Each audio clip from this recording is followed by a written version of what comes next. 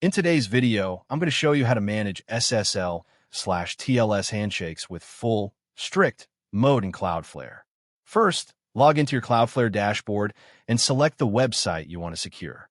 Next, click on SSL/TLS from the left-hand menu. In the Overview section, locate the SSL/TLS encryption mode settings. Select Full, Strict from the available options.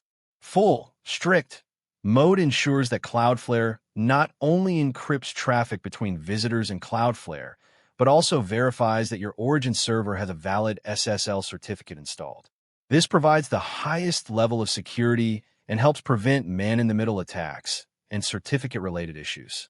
After enabling full, strict, make sure your origin server has a valid certificate issued by a trusted certificate authority or a Cloudflare origin certificate.